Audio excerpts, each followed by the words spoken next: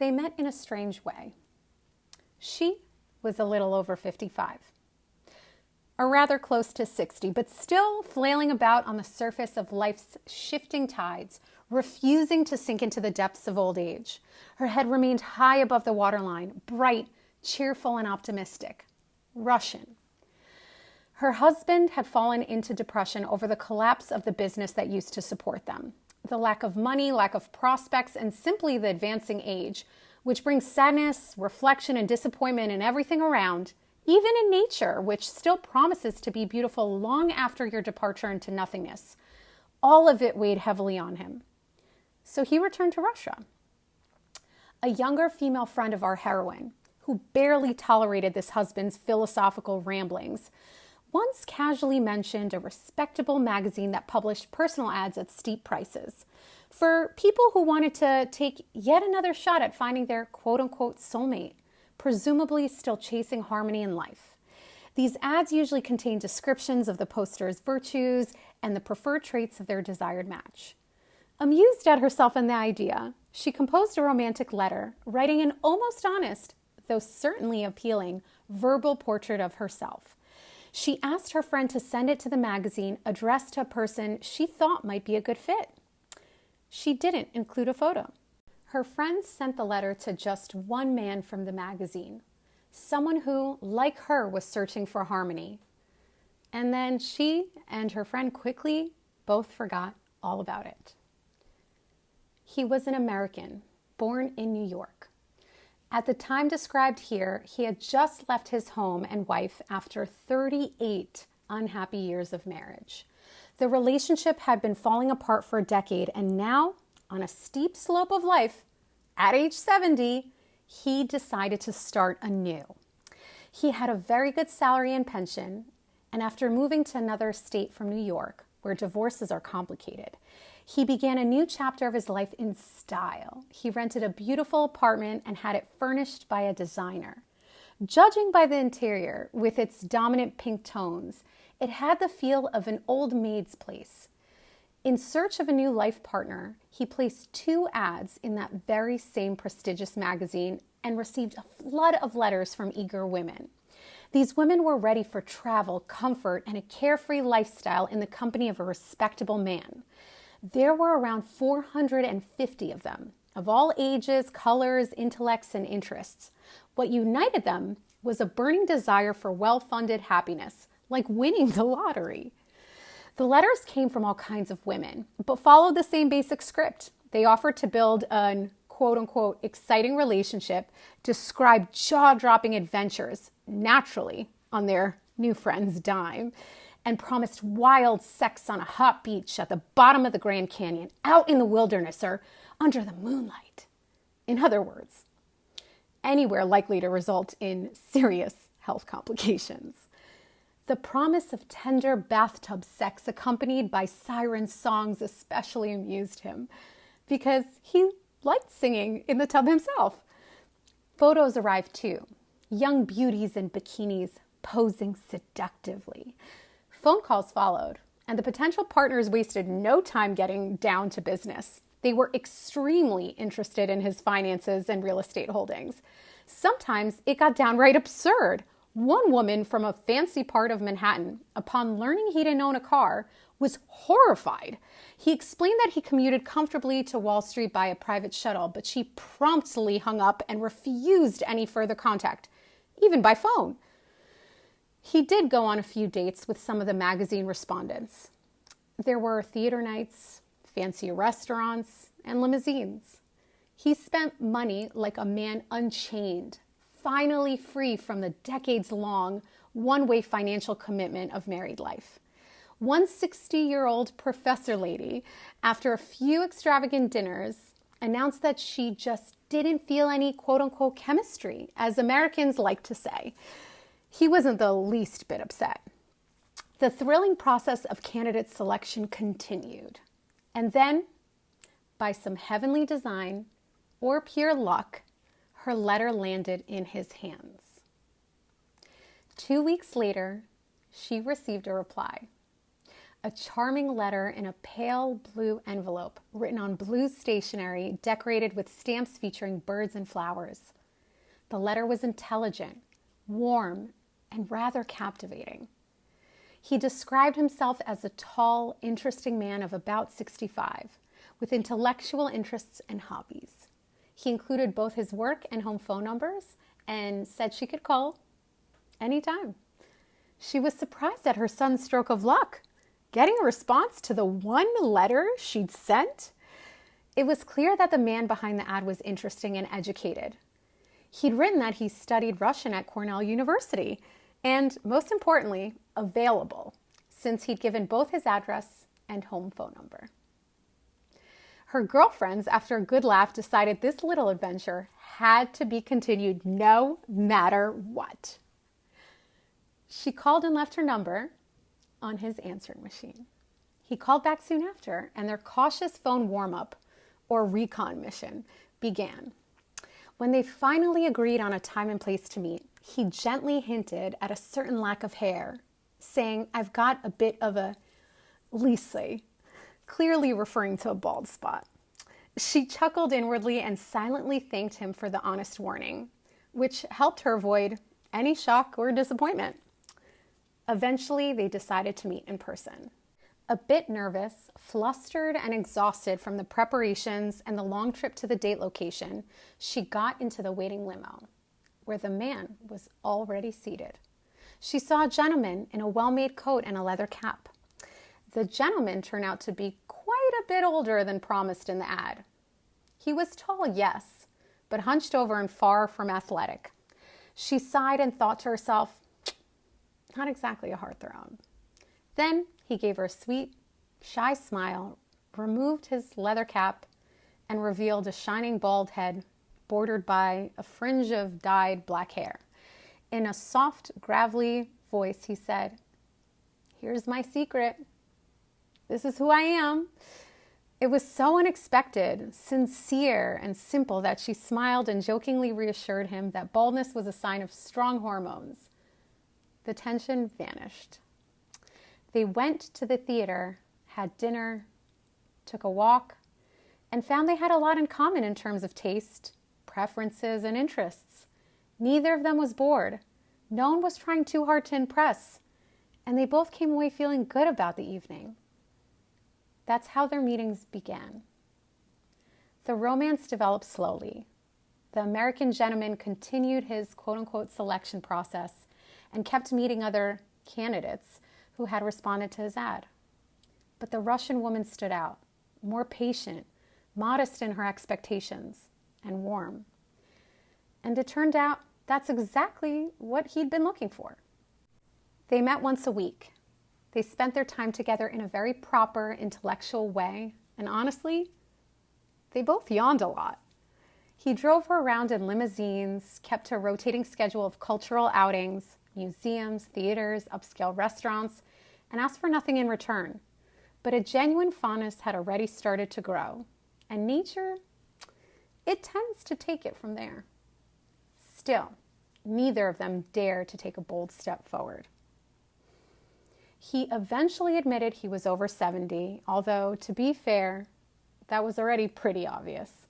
He never made any unwanted advances, and she wasn't expecting any. Only once did he attempt a passionate embrace and offered a few innocent, awkward kisses.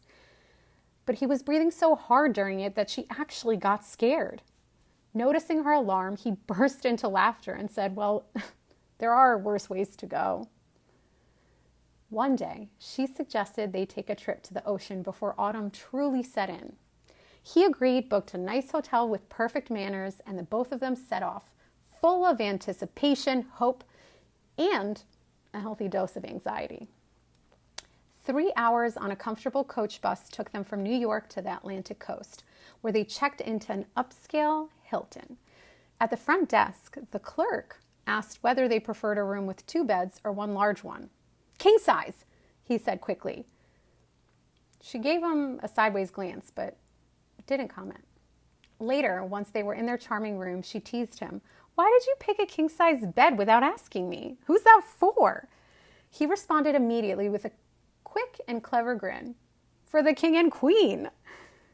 They had a lovely day. She spent it near the water, lying on the cold, damp sand under the still hot October sun. He, wary of getting sand in his polished shoes, stayed up on the boardwalk with a newspaper. At a cozy restaurant, they each devoured a giant, in proper American fashion, salad, topped with bits of feta cheese, olives, and strips of what could generously be called smoked herring, elegantly renamed anchovies on the menu. Exhausted by his companion's boundless energy and the sun baking his bald head, he eventually returned to the room to lie down. She, unsure how to act at this stage of their relationship, said she wasn't tired at all and promptly headed to the spa, which was lavishly equipped. She lay on one of the cushy loungers, finally alone, relaxing and drifting into a light, sweet nap to the loud chorus of children's voices echoing around the pool. The short nap did her good, and when she returned to the room in a cheerful mood, she found him stretched out on top of the king-size bed, looking sulky and vaguely offended. The room was in relative order. His things were neatly hung in the closet. On the nightstand sat a jumbo-sized bag of medications. On the coffee table were a few odds and ends, newspapers, and something unusual and completely unexpected, a pair of thick, bright green, rubber gloves. One of the gloves had a hole where the thumb should be, clear evidence of frequent use. She froze in astonishment. Her mind started racing, coming up with all sorts of logical and wildly illogical theories for what those gloves were used for, including, but not limited to, serial killers, woman slayers, and other charming possibilities. Whether he noticed the look of terror on her face or sensed the whirlwind of horrifying scenarios rushing through her brain is unclear, but he did notice her astonishment. "I'll explain later," he said. "He looks weak and harmless," she thought, trying to steady herself. "It's the Hilton. People are nearby. Doesn't feel dangerous. He's calm. Just in case, I'll sleep on the side of the bed closest to the door." Her usual sense of humor kicked in. This did have the feel of an adventure, albeit a weird one. But what on earth did it all mean? He wasn't saying a word. The mood had to be rescued. The evening had started off with such lighthearted anticipation. It couldn't end with rubber gloves and paranoia. She remembered her intention: to squeeze as many impressions out of this trip as possible, not necessarily sensations. From this angle, disappointment was already creeping in. Something had to be done. A concert. That's what she'd been dreaming of. He flipped through the hotel's event brochures and she nearly squealed with joy. Julio Iglesias was performing that very night in a nearby hotel. Her idol. She began excitedly hurrying him along in the most cheerful, charming way she could manage. He got up, changed his shirt, and they headed to the neighboring hotel by taxi. The place was packed, no tickets available, but her giddy enthusiasm helped them snag a last-minute seat. The concert lifted both their spirits. The MC was cracking mildly risque jokes, and the audience was loving every minute of it. Her cheeks were glowing with happiness and pure joy. It was all just perfect. After the show, they realized they were starving, but for some reason, all the good restaurants were already closed. They ended up in a 24-hour diner that was less than glamorous. His mood tanked again, thanks to this minor disappointment and the bad food. He barely touched his plate. She wanted a glass of wine and some kind of alcohol for him too, just enough to keep the good mood going. She remembered how charming and relaxed he had been once after 3 vodka martinis. Witty, open, and completely delightful. But that evening, over their sad little dinner, she found out the real reason behind his gloomy attitude. The next day, he was scheduled for a colonoscopy. No alcohol, minimal food, and starting that evening, he had to begin taking laxatives.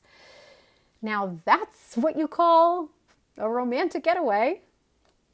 They returned to the hotel. His mood was now fully in the dumps. Inside, her conflicting urges to laugh or cry battled it out.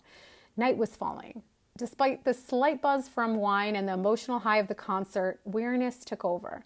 Yawning, drowsy, and emotionally drained, they were just two exhausted strangers stuck in one hotel room. One bed, silence, awkwardness. He began to undress with quiet concentration. Pants off, neatly hung in the closet. He took out his pajamas. Then came the slow, methodical removal of shirt, undershirt, shorts, underwear, socks. All of it, including his handkerchief, was folded and placed on the floor.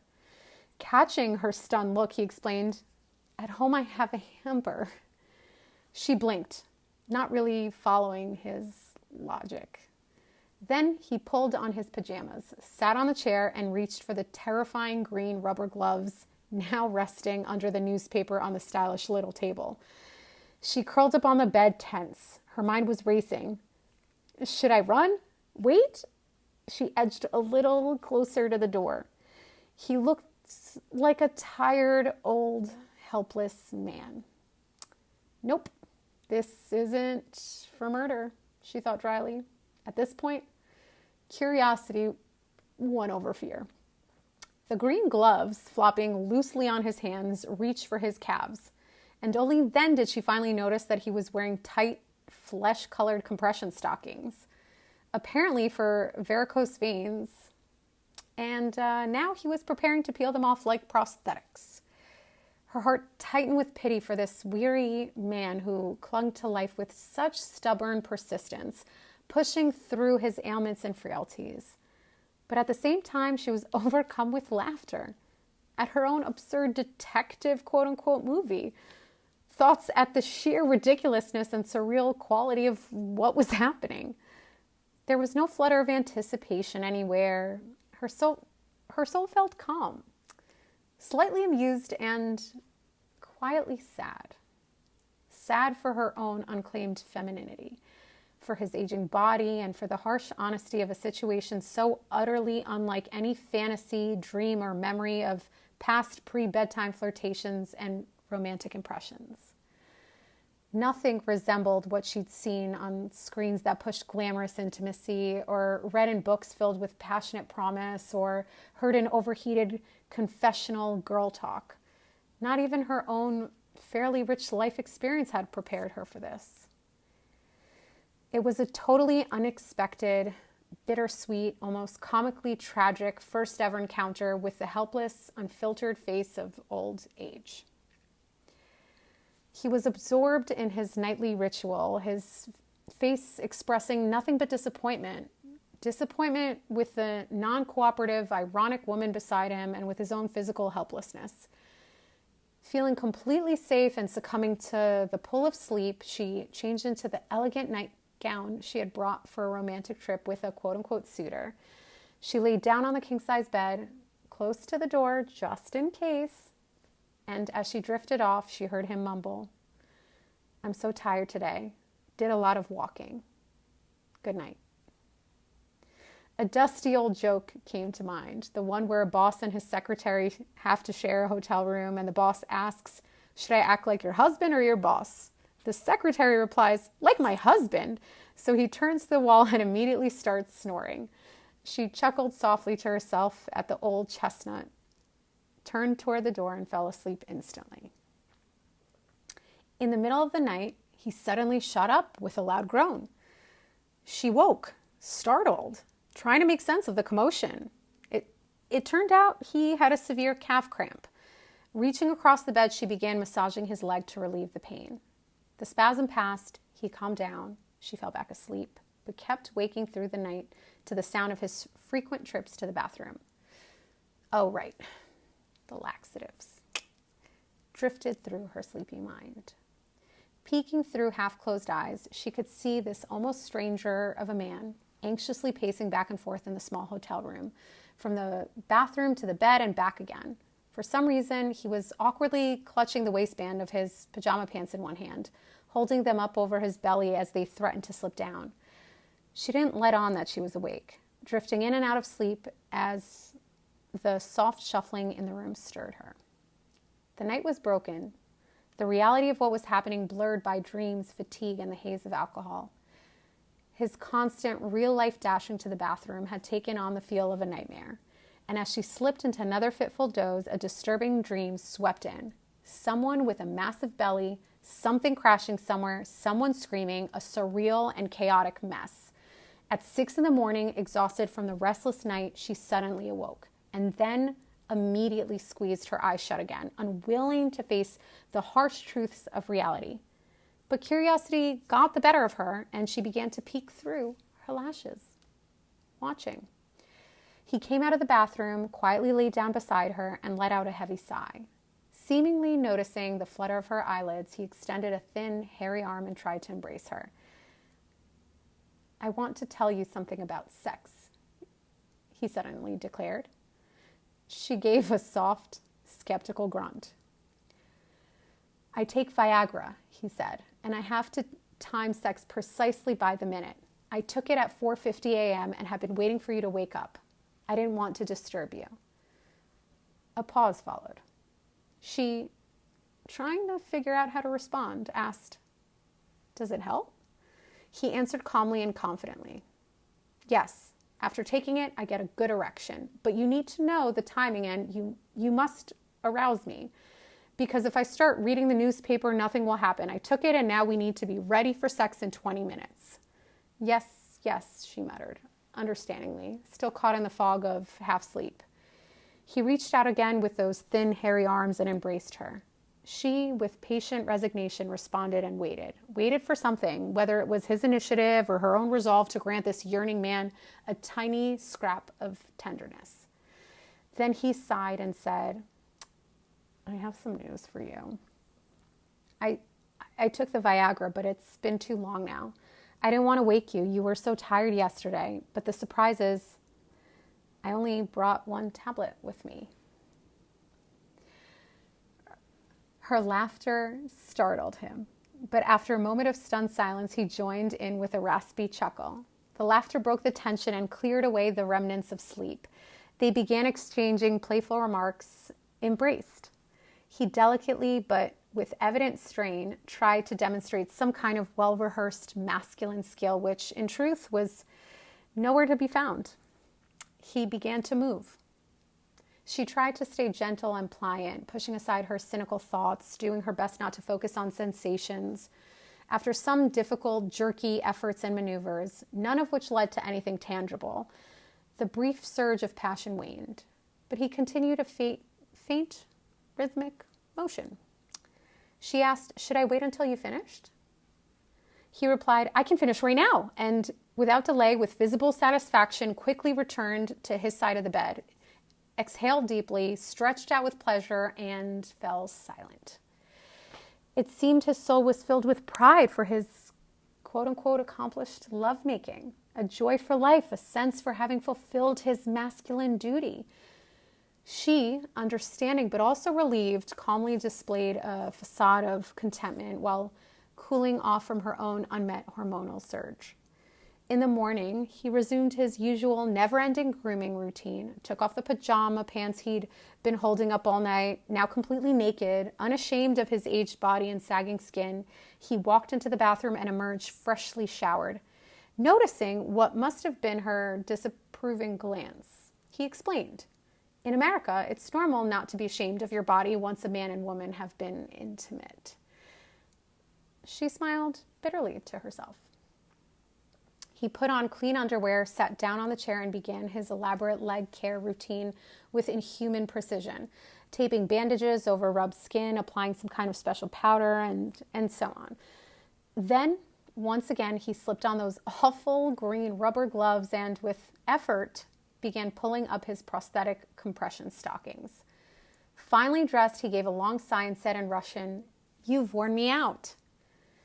She observed him with indulgent amusement. Not with dislike, but with a quiet understanding of the aging helplessness that life's fierce thirst pays no heed to.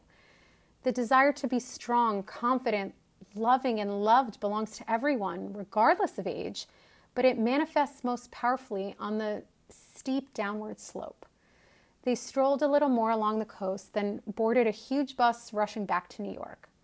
Chatting about nothing in particular, they suddenly remembered the chaotic events of the night and burst into tears of laughter, especially when she commented on the green gloves, which had made her think of a maniac. The trip and that difficult night quickly faded, but she kept chuckling for a long time afterward, especially whenever she recalled the green rubber gloves.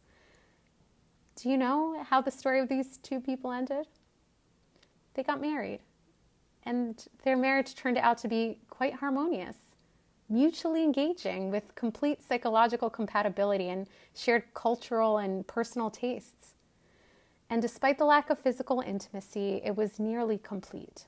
Her life with him was comfortable, peaceful, and interesting. And he believed those were the best years of his long life. And that only then was he truly happy. New York, 2004.